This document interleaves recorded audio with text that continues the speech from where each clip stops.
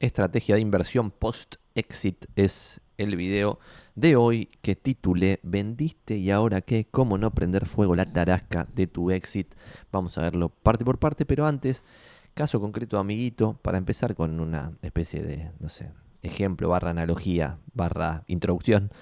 Amigo vende empresa tech, compra fondo glamoroso que algún buen vendedor que quiere cobrar comisiones altas le vende, compra un departamento premium que un buen inmobiliario le vende con el verso de que ese departamento es único y irrepetible, compra casa de fin de semana, boludeces varias, paga comisiones, se fuma mansa inflación, mal timing, malas decisiones y termina pagando escandalosos impuestos y su patrimonio real cae fuerte y hace entrar a nuestro amigo del ejemplo en una gran pregunta que quizás alguno acá en la audiencia se está haciendo. Moraleja de esta historia es, che, ¿no debiera el que vende su empresa empezar a priorizar la preservación del capital en vez de la construcción del capital como venía haciendo hasta antes de vender su empresa? Es una preguntita para empezar. Antes de empezar con la parte de la guita, que es la que a mí más me divierte, voy a hacer como una evaluación, si se quiere, de casos conocidos, de gente que ha allegada, conocidos, amigos de amigos y historias que voy escuchando en el mundillo emprendedor en el cual ya estoy como hace 15 años. Y es que la mayoría que hace un exit grande termina medio bajoneado, algunos realmente deprimidos según los libros de psicología, con problemas de salud por estar bajón por un tiempo, con tensión intrafamiliar por sentirse sin identidad propia, lo cual genera un millón de quilombos con su pareja, con sus hijos, con su padre, con lo que sea, básicamente por no tener una estructura rutina y sentirse sin un rumbo, comillas, en el aire.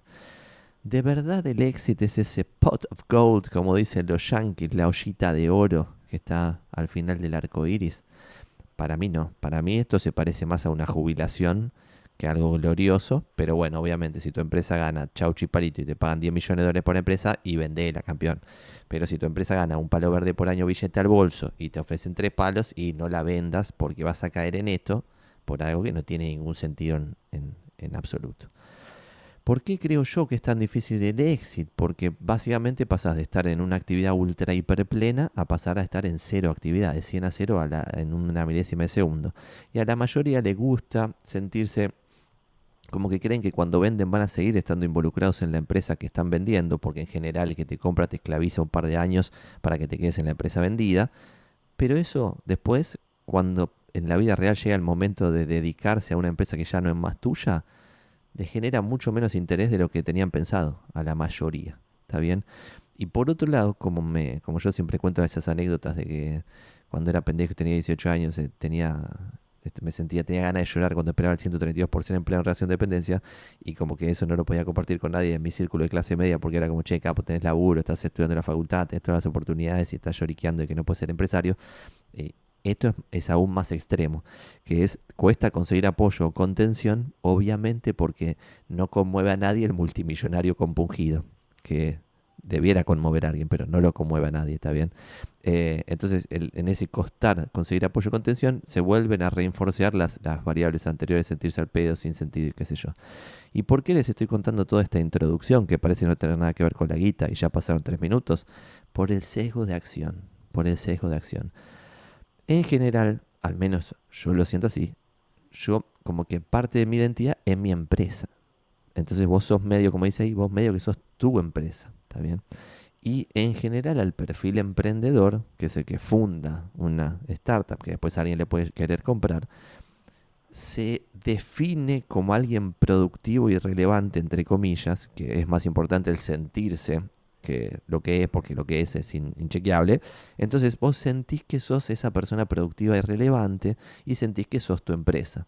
Entonces al tu negocio definirte, es muy difícil después cuando llegas a una edad de 40 años, 45 años o lo que sea, y ya estás como jubilado, entre comillas, sentirte bien con vos mismo, porque vos eras esa empresa, vos eras productivo, vos eras relevante y ahora estás todo el día al pedo viviendo de la renta del S&P que tenés, tu guita del exit, y no te hace sentir bien. Entonces, ¿qué pasa con eso?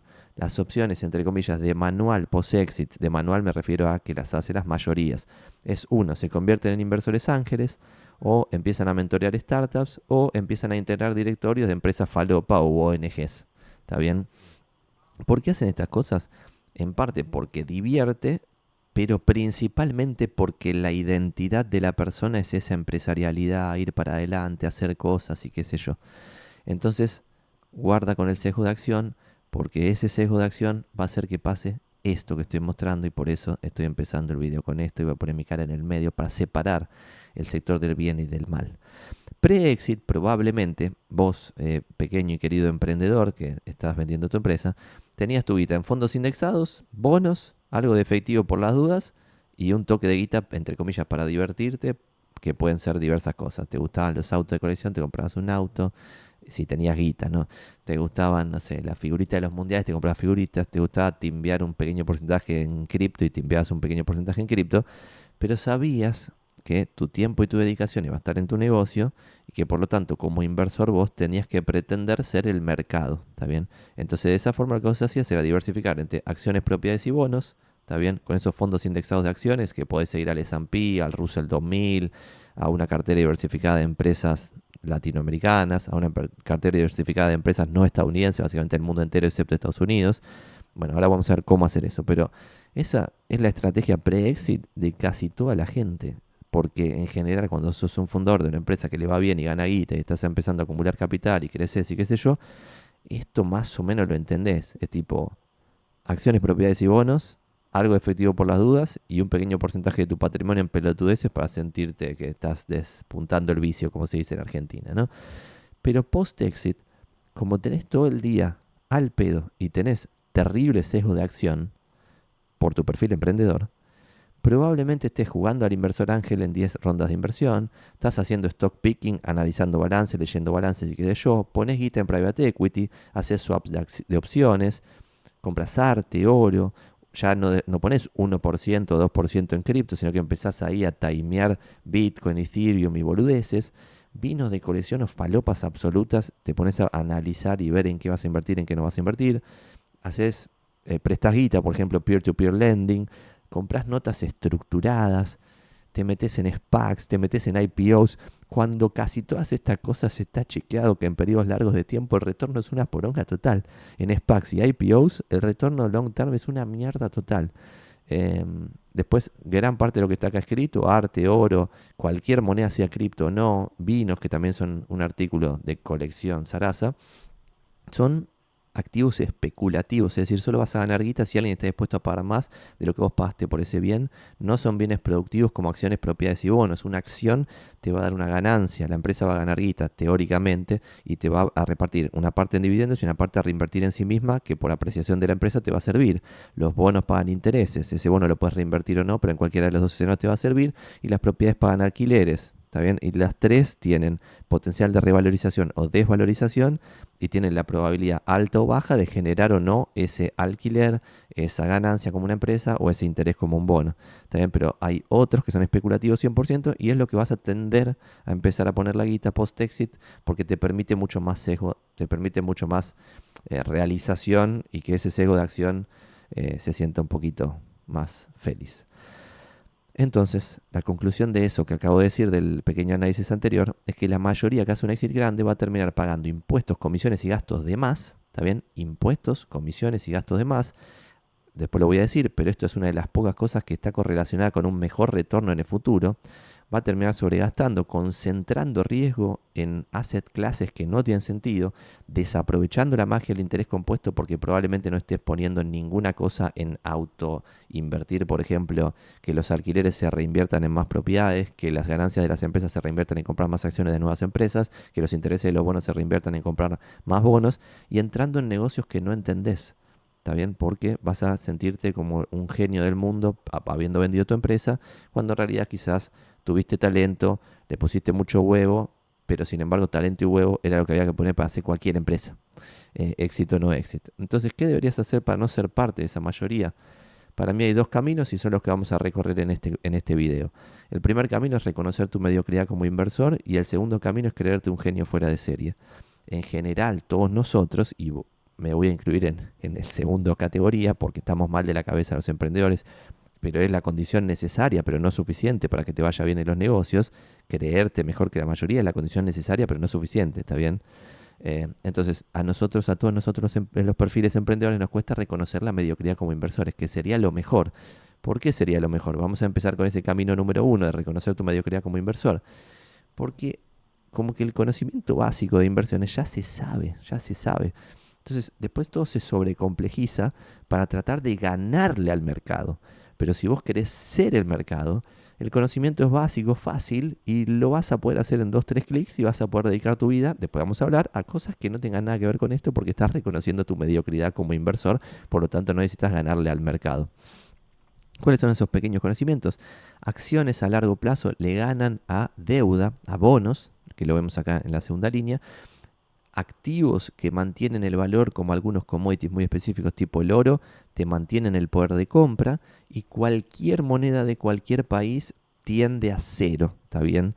Si vos acumulás dólares, atesorás en cualquier lado, ese atesoramiento va a tender a cero. Atesorás francos suizos, tiende a cero. Euros, tiende a cero. Cualquier moneda de cualquier país tiende a cero, porque todos los países tienen déficit, o casi todos, y imprimen moneda para pagar el déficit, y eso genera que la moneda valga menos en el largo plazo. Entonces, acciones y propiedades le ganan a bonos. Y otro conocimiento básico que todo el mundo ya sabe es que una cartera diversificada de acciones en el largo plazo rinde 10% anual, pero sin embargo el inversor promedio le saca 2 o 3% anual cuando el S&P rinde 8% anual. ¿Está bien? En este ejemplo, por ejemplo, de 20 años entre el 2001 y el 2020, que fue un periodo muy terrible, porque te agarra el post burbuja de las .com, o sea, el estallido de la burbuja.com, y después te agarra la crisis del subprime del 2008, las dos cosas en esos 20 años. Bueno, ahí el S&P en vez de rendir 10% anual compuesto, rindió 7,5, porque fueron dos crisis fulminantes en el medio.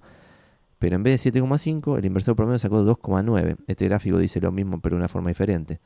Entonces, segundo conocimiento que todos tenemos, el inversor promedio es un choto absoluto, pero sin embargo, si el mercado en su completitud está acá y el inversor promedio está acá, quiere decir que los poquititos que ganan mucha guita, porque la diferencia de esto se la tiene que estar llevando alguien.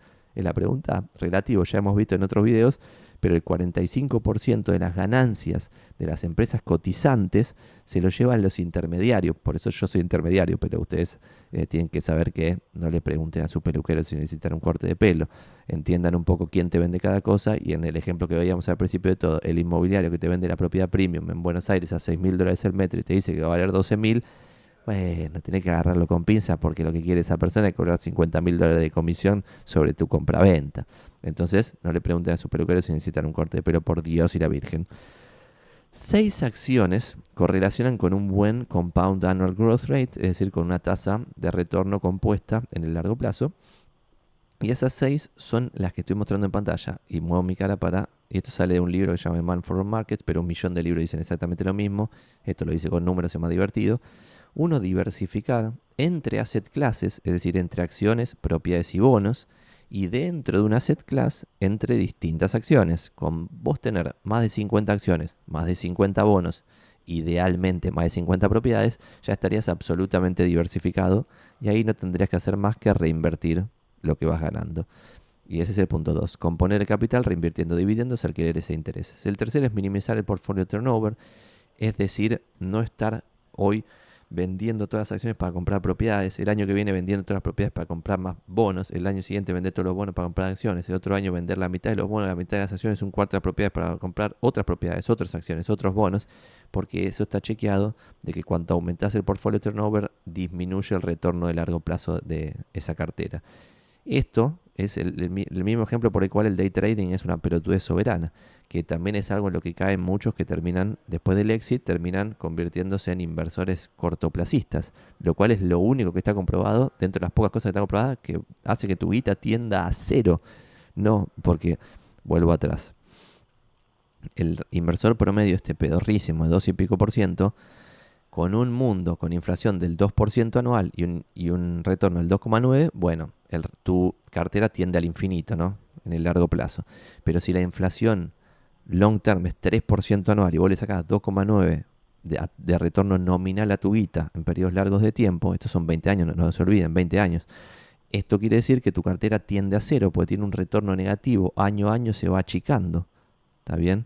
Entonces no hay más que o tender a infinito o tender a cero o mantener el valor. Mantiene valor oro, algunos commodities, algunas cosas de arte y qué sé yo, mantienen valor, pero después la mayor parte de los activos o tiende a infinito o tiende a cero. Si vos estás jugando un juego que tiende a cero y va a terminar mal. Y eso es invertir a corto plazo.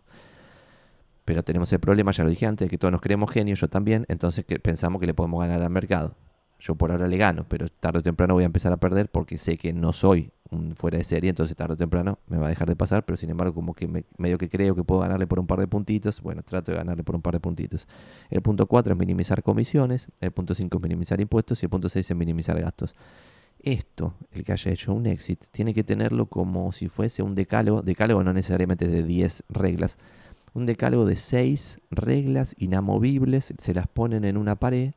Entonces cuando están pensando en vender todas las propiedades para comprar otra boludez o vender tal cosa para comprar otra boludez, piensan y dicen, ¿a quién va a beneficiar que yo venda todos mis activos para comprar otra bola de activos nueva? Al que me lo vende, campeones, porque va a comisionar en la venta y comisionar en la compra. Y yo soy ese, ¿eh? Así que si me quieren putear en los comentarios, bienvenidos sean, pero es así. ¿Está bien? No le pregunten a su peluquero si necesitan un corte de pelo y entiendan que el broker o el Sarasa asesor de millonarios del banco suizo lo que quiere es que pongan toda la guita con él a invertir en cualquier falopa y tiene un incentivo a rotar cartera todo el tiempo, que es lo contrario al punto 3 de minimizar portfolio turnover. Entonces, cuando vos ya tenés un incentivo contrario a quien te está asesorando, ya está muy difícil la relación. Y así funcionan muchas industrias. ¿Está bien? Por eso yo muchas veces a personas particulares les digo, a vos te conviene más tener 10 propiedades en Buenos Aires de 4 ambientes, que cada una te va a dar $1.000 y con las 10 vas a ganar $10.000 por mes y en el largo plazo vos podés reinvertir, si querés cuando gastás 8 reinvertís 2, cuando gastás 6 reinvertís 4 y si gastás 10 no reinvertís nada. Te conviene eso, ¿por qué? Porque por tu perfil yo veo que si lo tuvieses en una línea, ese, no sé, pongámosle que sean $2 millones, esos 2 millones, si lo estés en una línea, en un broker estadounidense, vos con 2 clics podés vender los dos palos completos, son con 2 clics. En cambio, para vender todas las propiedades, como vas a tener ahí no solo comisiones, gastos, impuestos, quilombo, sino que vas a tener un quilombo de tiempo. Eso también es la contra de la iliquidez, que en esa línea del broker quizá tenés gran liquidez. Pero si tenés que vender cuando todo está hecho mierda, bueno, antes de eso entonces tendrías que tener algún fondito de supervivencia de emergencias. Otra cosa interesante, el otro día hacía un tweet escopado, es que no nos da el cerebro para interpretar qué significa ese 10% anual compuesto en una cartera diversificada de acciones estadounidenses. No es que va a haber un gráfico así subiendo año a año sin parar, sino que en algún momento de un año vos vas a ir 49% abajo, en otro momento vas a ir 30% arriba, después vas a ir 25% abajo, 34% abajo, 27% arriba, 29% arriba, y tolerar ese roller coaster emocional es muy difícil para muchas personas. Por eso a veces les conviene tener activos que no estén siendo tasados constantemente. Entonces, si vos tenés un treasury, un bono del Tesoro de Estados Unidos, y no lo ven nunca, y cuando pase un año vas a cobrar lo que habías puesto más el 5%, listo, quizás para tu perfil está muy bien, total no necesitas la plata, cuando termine el año te dan el 5%, lo reinvertís completo, o una propiedad que vos no estás tasando si vale 100, 95, 90, 105, 106, 92, vos siempre pensás que vale 100 porque era tu costo y lo tenés en el Excel en 100, entonces ni te importa, solamente te sabés que te da $450 de renta la propiedad o lo que mierda sea, y no lo estás tasando todo el tiempo. Eso te puede permitir tolerar más fácil el roller coaster emocional de de la bolsa o de invertir en acciones de forma diversificada, ¿no? Otra cosa interesante para decir lo mismo de que si uno invierte a largo plazo tiene mayor probabilidad de ganar, es ver en periodos distintos cuál es la probabilidad de que uno esté arriba, por ejemplo, en el S&P 500. En un día tiene 51% de probabilidad de estar arriba, en una semana 57, en un mes 62, en 3 meses 66, en 6 meses 70, en un año 74, en 5 años 83, en 10 años 93. O sea, vos podés estar invirtiendo de forma diversificada en acciones bien, con comisiones bajas, gastos bajos, impuestos bajos. Lo estás haciendo todo bien, estructurado bien, no tenés 80 asesores que te morfan de todos lados. E igual puedes estar en ese 7% que en 10 años pierde guita. Y va a venir un boludo que invirtió en cripto y te va a decir, vos no entendés nada, sos un gil, perdiste. Y está bien, la decisión tuya estuvo bien, pero el resultado fue malo. ¿Está bien? Vos podés tomar una decisión de mierda con un resultado bueno y una decisión muy buena con un resultado malo. Lo mismo le pasa a la persona con enfermedades, con cosas diversas. Vos podés tener un estilo de vida totalmente saludable, hacer ejercicio, no fumar, no tomar, comer bien y bla, bla, bla, y te puede agarrar cáncer y te morís. Y por otro lado, un hijo de puta que está comiendo como un chancho, fuma, toma, se droga con drogas duras, puede no tener nunca ninguna enfermedad. Bueno, en algún momento va a tener. Pero lo que cambia es la probabilidad, ¿está bien? La probabilidad de que al segundo caso que conté le pasen cosas es mucho más alta que la probabilidad del primero. Pero eso no quiere decir que el primero esté en total control de su vida. La vida es un juego probabilístico, ¿está bien? Entonces acá, esto de 20 años, y con esto termino, dice 100%, pero no existe la certeza en el mundo de las inversiones. Es el 100% de los escenarios que pasaron en el pasado. En el futuro no se sabe lo que va a pasar. Por eso siempre tengo acá atrás la bola de cristal para boludear el coso este del futuro es impredecible o no predecible. ¿Por qué? Porque el futuro es impredecible. No se sabe lo que va a pasar en el futuro. Esto es lo que pasó en el pasado, no de acá para adelante. ¿Está bien? Y a pesar de que uno cree, y con esto de que el futuro es predecible o impredecible y bla, bla, bla, muestro lo que pasa con una cartera diversificada de bonos en Estados Unidos. Y fíjense que nunca intra-year, el punto rojo del gráfico es cuánta guita perdías en el peor momento del año calendario. Nunca intra-year una cartera diversificada de bonos te hacía perder más del 10% de tu capital. Nunca había pasado. Yo podría haber hecho, quizás hice, inclusive quizás está en mi canal principal. En el 2020 quizás hice un video diciendo nunca un bono rindió, una cartera diversificada de bonos rindió peor que 10% abajo intra-year, en el peor momento del año. Y sin embargo, en el 2022, en el peor momento del año, vos ibas 17% abajo. Y esto es medio contraintuitivo, pero no es tan contraintuitivo. ¿Por qué? Porque ¿por qué pasó esto que acá está 17% abajo? Porque el riesgo de entrar en bonos en este punto era altísimo porque las tasas estaban muy bajas. ¿Está bien? Y cuando las tasas están muy bajas y la tasa sube, el precio del bono baja. Y es lo que el otro día veía con mi socio, que ahora les muestro en pantalla, que lo acabo de googlear mientras estaba hablando. Este ETF que sigue a bonos largos de Estados Unidos de 20 años o más, en los últimos 5 años bajó 48,8%. En el último año bajó 8,6%. En el year to date está 2% abajo. Pero fíjense acá, de por ejemplo, del 2021 hasta ahora bajó 44,68%. Entonces, es una cosa demencialmente eh, negativa esto. ¿Por qué? Porque alguien podría haber pensado, che, invierto en treasuries, son seguros, pongo mi $1.000.000 en treasury, mi millón en acciones, mi millón en propiedades y estoy tranquilo. Tranquilo las pelotas. ¿Por qué? Porque ese millón en treasuries, si lo ponías en treasuries largos, como la tasa pasó de 0,1% a 4,5%, el precio de los bonos se hizo mierda. Y tu palito verde que tenías en bonos teóricamente seguros, porque eran treasuries largos, pasaron a valer $500.000. ¿Está bien? Esto quiere decir que el futuro es totalmente impredecible. Para mí es relativo. El futuro siempre es impredecible. Cuanto más de corto plazo es, más impredecible es. Porque si yo vuelvo atrás al dibujito este, veo que cuanto mayor es el tiempo, mayor es la probabilidad de que en una cartera diversificada de acciones yo salga arriba. Entonces, si yo alargo el time horizon, el horizonte de tiempo en el cual estoy haciendo una inversión, si yo alargo ese horizonte, voy a maximizar la probabilidad de ganar guita. ¿Está bien? Entonces, esto es un poquito contraintuitivo, pero no es tan contraintuitivo. Cambiando entonces, ni en este roller coaster emocional donde en algún momento, esto es acciones lo que estoy mostrando en pantalla, ¿no? En acciones vos podés estar 49% abajo en un año, como vemos acá, crisis del 2008, o acá 34% abajo, o acá 34% abajo en el COVID. En algunos años podés terminar en el año calendario 34% arriba. Y fíjense esto, la burbuja de las .com, una locura la cantidad de guita que ganabas. Pero en bonos, ya esto está mucho más achatado, pero cuando uno mezcla acciones y bonos en una cartera con esa falopa que suelen recomendar, que yo no creo en la alocación de capital como un concepto de cartera, pero lo usamos de ejemplo. Si vos haces una cartera 60% acciones, 40% bonos, el peor año que tuviste es más o menos 20% abajo, el segundo peor 17 y el tercero peor 16 abajo, y el mejor año 30, el mejor 32, el segundo 30, después 28, un par de años también pasaron. Entonces, ¿qué pasa con esto? Otro concepto, voy a ir llegando rápido a este punto para poder pasar a la parte 2 que también es más divertida. Y es que, fíjense ahí, La columna verde es acciones, la columna azul es bonos y la columna gris es una cartera 50-50, 50% acciones, 50% bonos. Parecido a lo de 60-40. Entonces ven que lo que puede pasar en un año en acciones, que en realidad lo que puede pasar en el futuro es impredecible, pero lo que pasó en el pasado es que un año estabas 39% abajo, esto es entre 1950 y 2022, y el mejor año 47% arriba. En bonos el peor año 13 abajo, el mejor 43 arriba, pero cuando vos mezclas acciones y bonos 50-50, el peor está a menos 15. Ya no estás en un escenario de menos 40 que quizás tu psiquis no puede tolerar.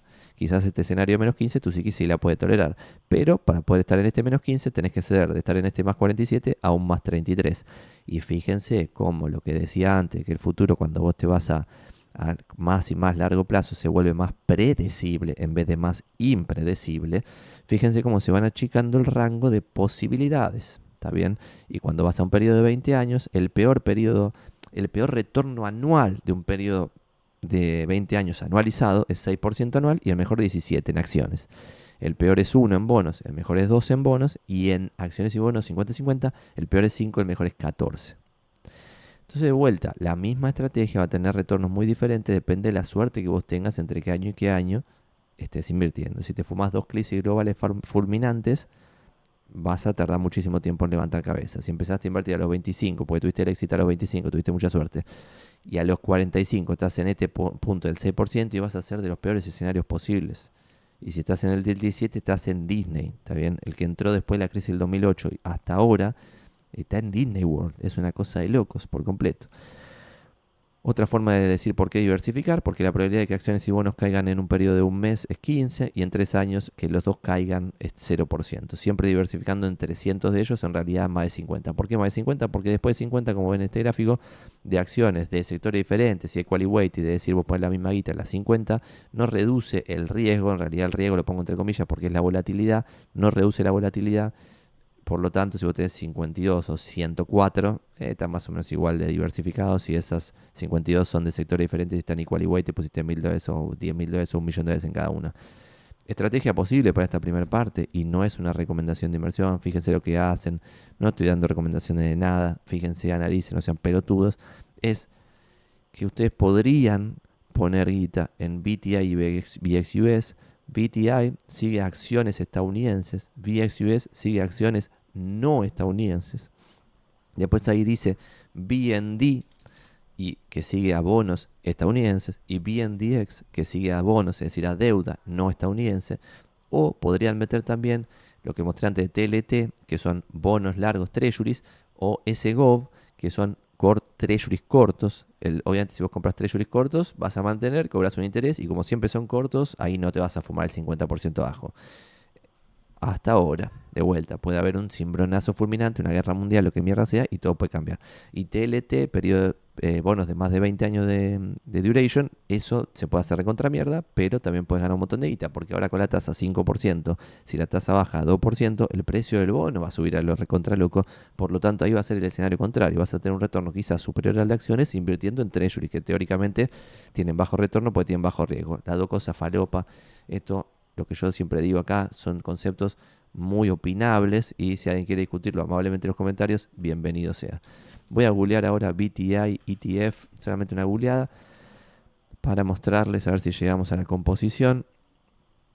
Entro acá a BTI y me fijo acá que en BTI, y no me paga Vanguard por estos chivos, ni nadie me paga en absoluto, fíjense que el expense ratio es 0,03%.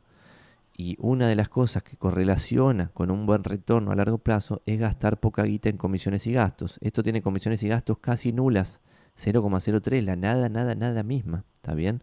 Después quizás el broker te cobra una monedita similar por comprar y por vender. Si compras y no vendés porque estás invirtiendo a largo plazo, no vas a tener comisiones y gastos. ¿Vas a tener impuestos?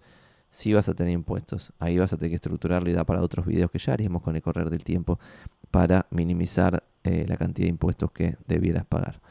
Y si voy a Portfolio Composition en esta parte, vemos que la cantidad de acciones que tiene adentro este ETF, que es un Exchange Traded Fund, es decir, un fondo que cotiza en bolsa, tiene 3.544 acciones. Es decir, vos pasás a ser dueño de 3.544 empresas de forma minoritaria al comprar $2 millones de BTI. ¿Está bien? Entonces acá la jodita es... ¿tiene sentido que le pagues a un gestor de capital para que te elija en qué empresas invertir, para ganarle al mercado en su conjunto, que vos al comprar BTI, BXUS, BND y BNDES ya sos el mercado? Y medio que es una pelotudez, excepto que tengas un edge en algo, que es lo que voy a decir después yo en relación a mi propio caso, pero bueno. Porque en este tema de los fondos, 9 de cada 10 fondos activos que eligen en qué empresas invertir pierden contra fondos pasivos indexados comparables. Y esto lo vimos en 1.000.000 de videos míos, por eso lo voy a pasar rápido. Pero tanto A Random Walk Down Wall Street, Winning the Loser's Game, The Choice of Compounding, varios libros muestran acá, como ven acá, en periodo de 15 años, todos los fondos domésticos contra el índice comparable pierden 90% más o menos. Fíjense acá, All Large Cap Funds contra el S&P, el 92% pierde en periodo de 15 años. Fíjense acá, S&P en periodo de 5 años pierde 84%, pero en periodo de 15 años 92,33% pierde contra el índice. Y encima que un fondo activo tiene más gastos, es demencial.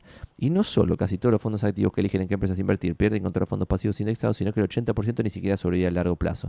Fíjense este estudio que publica Google de una muestra entre el año 1970 y el 2016, 281 fondos de todos estos que hay acá, que no sé cuántos son, pero esto es básicamente más del 75%, porque lo ven acá, ¿no? Es más que 3/4 del gráfico, no sobreviven en el tiempo directamente, se cierran en el medio.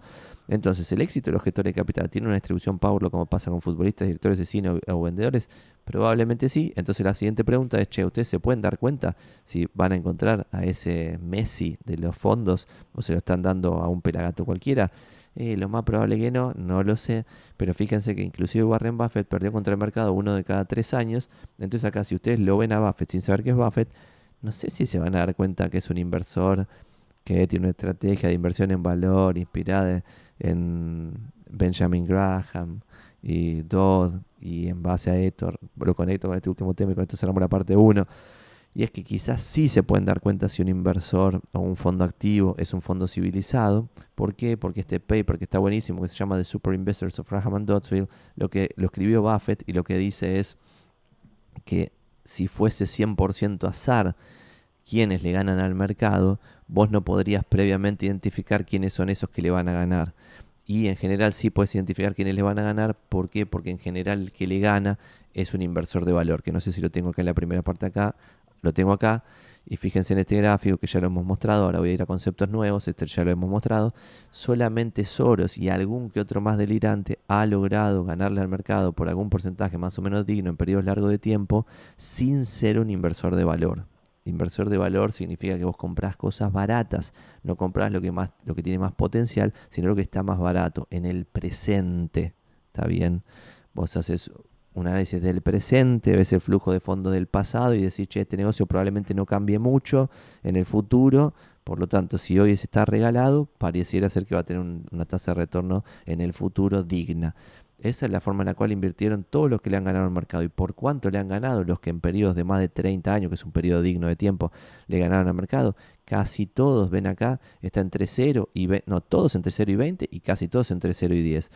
O sea, que ganarle al mercado por más de 10% anual extra, es decir, si el S&P 500 rinde 10% anual y ustedes le están sacando 22% anual compuesto a su plata, probablemente en largo plazo no se mantenga eso. Y es lo que yo siempre pensé sobre mí mismo. Es decir, yo hoy le sigo ganando al S&P, pero a medida que la bola que tengo para invertir sea cada vez más grande y cada vez regrese a la media a mi propio desempeño, voy a terminar más cerca del 10% anual compuesto que donde estoy hoy. Pero no es porque creo que siempre voy a mantener. Entonces un grave error es creerse genio y encima creerse mejor que, no sé, que Templeton. Y es como, paremos un poco. Si vos le sacás 1 o 2 puntitos más que el S&P, sos Gardel. O sea que eso también hay que entenderlo. Entonces, camino número 2, y separamos el camino número 1, y ahora vamos al camino número 2, es creerse que sos un genio fuera de serie, que es lo que en general nos pasa a todos. Y ahí comento 2 o 3 cositas. Este paper está bueno, que se llama Do Investors Trade Too Much? Y lo que dice, resumidas cuentas, es que los inversores, especialmente los individuos con cuentas en brokers baratos, esto es un estudio, no me acuerdo de qué año, pero está basado en brokers medio pelardis, pero no importa, la misma conclusión para alguien que hace un exit y tiene millones, operan demasiado y eso perjudica sus rendimientos. En promedio, los activos que compran rinden menos que los activos que venden, inclusive antes de contar los costos de transacción. Entonces, sin tener en cuenta esto que dije antes de comisiones, gastos e impuestos, igual pierden guita porque están comprando y vendiendo mal. ¿Está bien? El que hizo este paper analizó datos reales de 10.000 cuentas activas entre 1987 y 1993, estudió todas las compras y todas las ventas y comparó cómo rindieron las acciones compradas versus las acciones vendidas a distintos plazos y llegó a esa conclusión que les dije antes. Los inversores compran caro y venden barato por definición. Si ven ustedes un grafiquito y además por definición básica de cómo funciona un mercado. O sea, un mercado cuando están todos cagados hasta las patas, salen todos a vender, hay más cantidad transada porque un montón están vendiendo y son pocos comprando mucho. ¿Está bien? Por eso el inversor promedio humano es un choto. Y sin embargo hay gente que puede ganar 20% anual en periodos largos de tiempo como Buffett porque está comprando cuando hay sangre en las calles, ¿está bien? O sea, compra, tipo, es valiente cuando todos tienen miedo y tiene miedo cuando todos son valientes. Ahora, por si no se dieron cuenta, esto lo estamos grabando en el 2025, en el mundo están todos súper valientes y en Argentina recién ahora están empezando a levantar cabeza. En el 2023 todo era miedo, desolación y dolor. Y comprar activos argentinos en el 2022 o 2023 era un regalo absoluto. Acciones, propiedades y bonos por los pisos, pisos, pisos, pisos. El que se la jugaba bien en ese momento hacía una diferencia hiper recontra bestial. Incluso cuando se eliminan motivos válidos para vender como necesidad de liquidez o rebalancing de la cartera, la performance sigue siendo malísima y cuanto más operan, peor es su rendimiento neto, los que ya les dije antes. Después está esta nota que algunos dicen que es totalmente verso porque nadie encuentra este informe de Fidelity, no lo encuentra nadie. Dice Fidelity reviewed which investors did best and what they found was hilarious. O sea, Fidelity se fijó que hacían los inversores que mejor rendían y lo que descubrieron es hilarante. ¿Y qué es lo que descubrieron? Que los que mejor... Voy a leer acá. Un estudio de Fidelity analizó el rendimiento de distintas cuentas de inversión a lo largo de 10 años y saben que descubrieron los inversores con mejores resultados eran los que se habían muerto. ¿Está bien? Y en segundo lugar, los que se habían olvidado que tenían esas inversiones. La teórica ventaja de este informe, que no sabemos si existe porque ya se perdió en el mundo de internet, es que la ventaja de los inversores muertos es que no se asustan con la noticia ni con las crisis económicas temporales, no le importa ser alarmistas ni se dejan llevar por el pánico, keep calm, y lo mismo el que se había olvidado que tenía la cuenta, ¿no? Entonces, en esta parte, y acá voy con esto, es, si ustedes se creen un genio fuera de serie de las inversiones, la única posibilidad de ser un genio fuera de las inversiones no es que son un day trader, están en el corto plazo analizando la macro. Eso es el camino para la desgracia. El camino para tener una esperanza de que esto sea verdad y no sea un delirio de su propio cerebro es que estén haciendo la gran Buffett. Que lo que dice el amigo Warren Buffett, el mejor inversor de la historia de la humanidad, que siempre tenemos acá algún libro, ahora lo renové, este libro es nuevo. Siempre tenemos algún libro para ilustrar, porque también está el amarillo ese de las cartas a los inversores de Buffett que antes recomendaba. Son libros bien intencionados con información de valor solamente para ayudarlos, sin ningún peluquero recomendando un corte de pelo, ¿está bien? Y uno de esos conceptos de Buffett es el siguiente, que es el del Investing Punch Card, que en castellano suena muy mal, que es la tarjeta perforada de 20 casilleros. Y básicamente lo que dice el amigo Buffett es que tendrías que pensar tu vida inversora como que tenés 20 grandes oportunidades de inversión. ¿Está bien? Una, haces tu empresa, hiciste un éxito, está todo bien. Bueno, después pensá las decisiones, en vez de comprar a mansalva cualquier boludez, y decir, che, mi segunda decisión de inversión es que voy a comprar todo mi patrimonio. Es un ejemplo, ¿no? Como soy un genio de las inversiones, voy a comprar todo mi patrimonio en propiedades cuando las propiedades en tal lugar están hechas mierda porque tengo un edge para entender este mercado. ¿Me puedo fumar 50% abajo? Me puedo fumar 50% abajo. Dado me lo puedo fumar, voy a asumir el riesgo. Vamos para adelante, all in en esto. ¿Es un delirio? Es un delirio. La teoría económica dice que soy un estúpido. La teoría económica dice que soy un estúpido. Lo que hay que hacer es diversificar. Lo que vos tendrías que hacer es diversificar. ¿Qué hace el que tiene perfil emprendedor? Perdón, perfil emprendedor. Que hizo su startup, la vendió, le dieron guita y no sé qué. En general tiene un delirio de grandeza y tiene un delirio de pensar que le puede ganar al mercado. Entonces hay que ver cómo esto podemos hacerlo sin hacer algo totalmente peligroso contra nuestro propio bienestar, ¿no? Esto ya se lo mostré. Otra forma de ver lo mismo es las mejores empresas en retorno sobre el capital de la historia del capitalismo fueron, por ejemplo, Philip Morris o laboratorios o fábricas de bebidas azucaradas tipo Coca-Cola o Pepsi. Esos están todos en el top 10. Y fíjense que están entre el 14 y el 20% anual compuesto. En vez del 10% del S&P, el 14 o el 20%. Hay un montón de empresas, por ejemplo Philip Morris, que han multiplicado por más de 1000 el capital de sus inversores. Pero fíjense ustedes qué sucede si vos invertís en un capital X en una empresa cualquiera, lo que sea, porque fíjense acá, dice, ¿qué pasaba si invertías $1 en 1957 en el 2012? Bueno, todas las que están acá, del puesto 13 para arriba, y esto ahora hay muchas más, tipo Pfizer, Hershey Foods, Sweetsco, Melville Haynes, lo que sea, todas estas multiplicadas por más de 1000. Pero para llegar a más de 1000 era 13, 14 o 18, 19% anual compuesto. ¿Está bien? Entonces, pretender vos concentrándote en la macro, concentrándote en el corto plazo, sacarle 40% anual compuesto, estás comprando la fórmula para que te vaya para el orto y pierdas el dinero que tanto te costó tener. Cosas que sí se saben sobre outperformear al mercado, que no es recomendable y no deberás pretender hacerlo, es que en una cartera diversificada de empresas chicas le gana al mercado en general. Una cartera diversificada de empresas baratas le gana al mercado en general. Una cartera diversificada de compañías familiares le gana al mercado en general. Y una cartera diversificada de spin-offs le gana al mercado en general. Lo contrario a esto son SPACs, IPOs, todo lo que puse al principio. Eso, una cartera diversificada de IPOs pierde contra el mercado en general. ¿Está bien? Acá vemos, por ejemplo, lo de las empresas chicas. Lo pueden googlear ustedes. Otro libro hablando de las empresas chicas, de cómo, fíjense, el decil más chico de lo que cotiza en la bolsa estadounidense rindió 17% anual compuesto en ese periodo, cuando el mercado en general rindió 9,67%. Y fíjense que solamente el décimo decil de tamaño está por debajo de ese 9,67. Y esto dice, alguien podría pensar, pero qué carajo. Claro, porque ese mercado en general, ese all market, lo que es weighted por el capital, o sea, está ponderado por el capital, por el market cap de las empresas. Entonces, obviamente, las empresas más grandes representan un porcentaje muy grande. Quizá 10 empresas representan el 50%, no es tanto, pero más o menos está guaso ahora. Lo podemos googlear después. Muy poquitas empresas representan un porcentaje muy grande de todas las empresas cotizantes. Entonces, cuando vos te vas ya al noveno decil de tamaño, ya estás en empresas relativamente chiquitas, ¿está bien? Ni hablar el quinto, cuarto decil. El primer decil, que sería como el decil de más chiquito a más grande, el primer decil, son muy pequeñas esas empresas.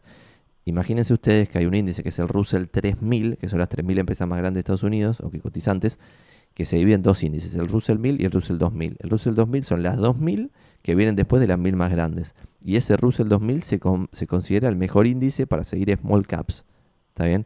O sea que imagínense las más chiquitas de esas. El riesgo bestial, pero en realidad la volatilidad es bestial. Lo mismo pasa con empresas ordenadas por price earning, es decir, las empresas más baratas, es decir, que ganan más guita en relación a lo que vale la empresa entera, esas tienen un retorno superior en el largo plazo. Lo mismo pasa con price over free cash flow o price over sales, es decir, cualquier forma en la cual vos valúes a las empresas para ver si son baratas o caras y las ordenes por deciles, los deciles más baratos van a tener un retorno superior al mercado en su conjunto. Esto no es un consejo de inversión, fíjense qué carajo les conviene hacer a ustedes. Y también las carteras diversificadas de empresas con dividend yield alto han outperformado al mercado en periodos largos de tiempo, ¿está bien? Otra cosa las empresas familiares, ya lo dijimos, otra cosa las spin-offs, ya lo dijimos. Entonces, ¿qué hizo la gente que la pasó bien después del exit? Ya sea en el camino 1 o en el camino 2. Voy a dar mi propia conclusión y los invito en los comentarios a debatírmela o ponerla en jaque. 1. Hicieron emprendimientos nuevos, pero sin poner en riesgo su fortaleza en la guita que hicieron antes. Es decir, vos hiciste un exit quizá de 5 palos, esos 5 palos los pones a componer, se hace una bola descontrolada, aunque gastes de verdad. O sea, vos podés estar gastando, no sé, $8.000 por mes, e igual, en una vida de clase media alta, tranquilísimo, te cagas de risa en todo, vacaciones en el exterior, alegría, y vas componiendo el capital. Obviamente eso no va a pasar si te compras el yate, 3 casas, 4 autos, ahí ya se te dilapida todo. Entonces, sin poner en riesgo la fortaleza, encarar un emprendimiento nuevo. Otro error grave para ser después un miserable es pensar que tenés alguna magia especial por la cual tuviste el éxito, entonces pensás que sí o sí vas a tener un nuevo éxito. Y es como, che, de vuelta, la condición necesaria para competir en el mundillo de las startups era que seas inteligente, con ganas de vivir, que va para adelante. Eso es la condición necesaria, pero no suficiente. Entonces vas a volver a eso con más experiencia, deberás tener una probabilidad más alta de que te vaya bien, pero no importa, te puede ir mal igual, a pesar de que la probabilidad sea más alta. Entonces no pongas en juego todo el castillito anterior. Y en el otro lado absoluto está la gente que se dedica a jugar al tenis, al pádel, al golf, a lo que sea, que básicamente están resucitando algún hobby de cuando eran chicos, más un foco en familia y niños pequeños de su familia, sin poner en riesgo la fortaleza de vuelta. Fíjense que repetí las 2 veces sin poner en riesgo la fortaleza. Entonces, ¿qué podríamos hacer para estructurar esto en alguna especie de como orden para saber qué joraca podemos hacer y que no sea si igual S&P directamente, porque ahí quizás también pones en juego tu fortaleza, pues estás entrando en un momento en que el S&P está carísimo y te la van a poner. Bueno, para mí hay 5 buckets, que le puse 5 buckets magninianas, porque soy Santiago Magnin, entonces le puse mi propio nombre para que sea autorreferencial, dado que estamos haciendo este video bien arriba de todos los emprendedores que leyéndonosla. Entonces, primer carterita o primer bucket, primer balde de inversión sería el balde o el bucket de liquidez. ¿Está bien? Que ahí recomendaría, a diferencia de lo que le recomiendo a un fundador, un startupero que está en este momento emprendiendo, que le diría con un año de gastos estaría bien. Si vos ya hiciste un exit, yo diría, che, con 2 años de gastos para tu vida personal, me parecería razonable porque tenés un montón de guita, no debiera ser problema que tengas en dólares cash, en un money market, en treasury bills o lo que mierda sea, algo bien, bien convertible en guita fresca y que no se pueda hacer mierda 50%. O sea, si van a hacer T-bills acá, T-bills cortos, ¿está bien? Entonces, de poquititos meses todo. Entonces, esto es cash o money market o treasury bien cortitos y listo. Te va a ir perfecto y tenés liquidez, 2 años de gastos, gastás 10 lucas por mes, son 240 lucas que tenés en este bucket de la liquidez. Después el segundo punto le puse blindaje talebiano antirruina, que es inspirado en el autor Nassim Taleb, glorioso, que ahí puse bonos que ajusten por infleta, por ejemplo TIPS, que son Treasury Inflation Protected Securities, creo que es eso, oro físico y seguro patrimonial. 3 cosas. Esto me parece interesante. ¿Por qué? Porque puede venir una guerra mundial, porque puede pasar una desgracia suprema, porque tu país se puede convertir al comunismo, y todo esto no lo estoy diciendo como, ay, ay, ay, puede pasar. O sea, son cosas que han sucedido en el pasado en distintos países. Convertido al comunismo, se ha convertido la Unión Soviética, China, Cuba. Un montón de países han pasado que había una escribanía haciendo una transacción de una escritura traslativa de dominio de una propiedad, y al día siguiente la propiedad era del Estado. Se terminó el carajo y habías comprado un local de $1.000.000, ya está, ahora el local es del Estado. También pasó, comprabas acciones, al día siguiente las acciones eran del Estado. O por ejemplo, comprabas un bono del Estado alemán antes de Hitler y ¿qué carajo pasó ahí? Hiperinflación de control total y no quedó nada del bono. ¿Está bien? Entonces ahí te robaron 100% del dinero. Entonces, para que no te pase que te roben el 100% del dinero en acciones propiedades o bonos, si te agarra un martes 13 de otro nivel, tendría oro físico, tipo los lingotes en una caja de seguridad, un seguro patrimonial por si pasa algo que no es tan dramático como los ejemplos anteriores, pero que es dramático para vos y no para el mundo entero, y por otro lado bonos que ajustan por inflación, porque si viene una crisis tipo subprime del 2008, o sea, se recontriper mierda la economía, 50% bajo las acciones, ¿qué va a pasar? El Estado va a imprimir billetes, va a generar inflación, pero al menos si tenés bonos que ajustan por inflación, vas a tener un retorno positivo por arriba de la inflación. Entonces acá te vas a cuidar y vas a tener un blindaje taliviano antirruina. El 3 le llamé motor de flujo, que sería la renta regular que necesitas para vivir. De vuelta, necesitas 10 lucas. Tendría de alguna combinación de estas cosas que puse acá que te entren las 10 lucas. Por ejemplo, si van a hacer acciones que te paguen algo. ¿Está bien? Porque pueden ser dividend aristocrats, que son los que siempre pagan dividendos cada vez más y bla, bla, bla. Pueden ser bonos de estados serios o de empresas hiperseguras. Pueden ser REITs, entre comillas, value, es decir, baratos, Real Estate Investment Trusts, o pueden ser alquileres residenciales y comerciales. Te compras 2 oficinas en no sé dónde, 5 departamentos residenciales en no sé dónde, pone guita en 10 REITs, en 30 bonos o en BNDX, no serían bonos seguros, pues tendrías un poco de más de otras cosas, pero pones guita en 10, 20 bonos y después pones guita en 50 acciones. Y tenés este motor de flujo y te aseguras que todos los meses te va a entrar la guita que necesitas para vivir. Y vivir del punto 3. Después el bucket 4 sería crecimiento en valor. Y ahí ya sí pondría un poquito más. Y esto de vuelta, estamos en el camino número 2. No en el camino número 1 de soy el mercado. Estamos en el camino número 2 de le quiero ganar al mercado. Entonces para ganarle al mercado tendría que tener liquidez, un blindaje, algo que me dé guita para vivir. Y después en el punto 4 estaría donde más tendríamos que hacer foco para ganarle al mercado, que sería acciones yanquis o globales baratas versus su propia historia. Si el S&P se vende históricamente entre 15 y 16 de price earnings, si están en 10 veces price earning, cartera diversificada de empresas que cotizan a 10 veces price earning.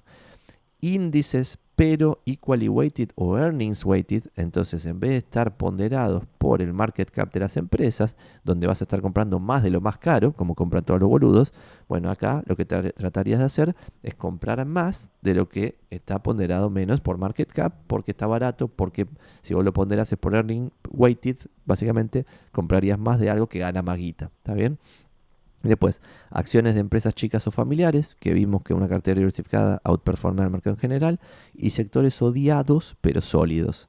También, no sé, en algún momento baja el precio del petróleo y todos odian a la industria petrolera porque ahora el futuro es energía solar y no sé qué, bla, bla, bla.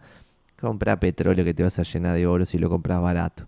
Entonces, ese sería 4, crecimiento en valor. Ahí estaría gran parte de lo que podemos hacer para ganarle al mercado. Y eso sería el conocimiento que todos tienen, pero que casi todos por egoístas, ambiciosos, por querer ganar más que todos, como estoy haciendo yo estamos haciendo esto mismo nosotros. Por eso probablemente terminamos mal. Pero bueno, está basado esto al menos en el conocimiento. La gran mayoría de la gente está basada en falopa total. Ayer veía con mi socio invertir online, no me acuerdo qué broker argentino, nos fijamos tipo lo más tradeado. Lo más tradeado es ETF de Bitcoin, Coinbase, Tesla, ETF de Ethereum. Y es como, pero esta gente que tiene en la cabeza, todas cosas especulativas 100%, cero basadas en evidencia histórica de lo que le gana al mercado. Eso es lo que en el largo plazo pierde contra el mercado, todo lo especulativo. Pero obviamente en el corto plazo se puede ganar fortuna. Pero si vos en el corto plazo ganás fortuna haciendo timbas especulativas, que no quiere decir que no haya activos productivos detrás, sino que vos estás en un espíritu especulador, en el largo plazo te hace mierda porque como en el corto ganaste de esa forma, hace un reinforcement de la idea de que a vos te funciona hacer esa garcha, la volvés a hacer, la volvés a hacer, la volvés a hacer, y como estás jugando un juego de esperanza matemática negativa, lo que termina pasando es que tiende a cero el número de tu capital, que lo vimos antes. Entonces el punto 5 y final con esto serían las oportunidades contrarias. Y ahí yo puse Distressed Real Estate, es decir, oportunidades específicas en real estate de gente que necesite vender, flips oportunistas, o sea, hacer un fix and flip sobre alguna propiedad, inversión selectiva en algún rubro que sí entendés. Es decir, yo en algún momento me había puesto a analizar las inmobiliarias estadounidenses, porque es un rubro donde, a pesar de que cotizan en bolsa, tengo un conocimiento que el analista que está sentado en un banquito en Wall Street y hizo el MBA en MIT, quizás le puedo ganar porque tengo más calle sobre entender cómo funciona la inmobiliaria. En cambio, en una cartera diversificada de X cosa contra una cartera diversificada de X otra, y que estaba en el punto 4, y es más probable que me gane el del MIT que hizo un posgrado en Harvard. O sea, es más probable. Después, inversiones asimétricas en activos castigados. Asimétricas entendidas como hay veces donde hay oportunidades donde vos podés perder poca guita, que es lo que yo a veces decía con las oficinas en el microcentro, que decía, che, si las estamos comprando a $500 el metro, ¿pueden valer menos? Pueden valer menos. ¿Cuánto menos van a valer? ¿400, 350? ¿Cuánto menos van a valer? ¿Y pueden valer más? Pueden valer muchísimo más. Si encima la renta aumenta a valores dignos, vas a tener de renta un porcentaje ridículo sobre tu precio de compra inicial. Va a ser todo demencial. Y encima impositivamente en la gloria, pocos gastos y comisiones porque después no lo vas a vender más. Entonces, bueno, asimétrico significa que vos podés ganar mucho con un riesgo de perder poco. Y después, inversiones en cosas que estén mal entendidas o que sean, entre comillas, ilíquidas y que vos sí puedas entenderlas o que vos te puedas fumar la iliquidez. ¿Está bien? Para mí estos 5 buckets son discutibles. Lo más probable es que si queremos ganarle al mercado con algo así, perdamos contra el mercado. Pero es lo que yo estoy haciendo. Entonces, a pesar de que me parece que es una pelotudez, como lo estoy haciendo, me parece coherente contárselos. Eso es todo. De vuelta, esto era qué hacer post-exit. Lo más coherente sería darse uno cuenta que no es mejor que el mercado y poner toda la guita, hacer el mercado entero, un puchito de liquidez y después todo hacer el mercado.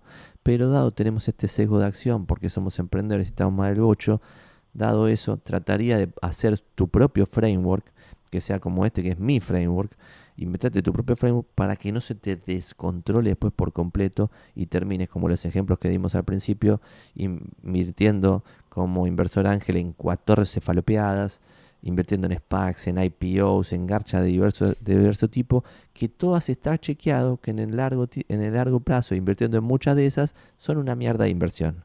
Excepto lo de inversor ángel, que eso sí está chequeado que funciona, pero hay que saber hacerlo. Y vos probablemente seas un buen emprendedor, pero no sabes si sos un buen inversor ángel. Entonces, mejor dedicarse a lo que uno sabe que tiene algún pequeño edge, que en mi caso son las propiedades, pero en el tuyo quizás hay algo y debieras focalizar en eso donde tenés un edge.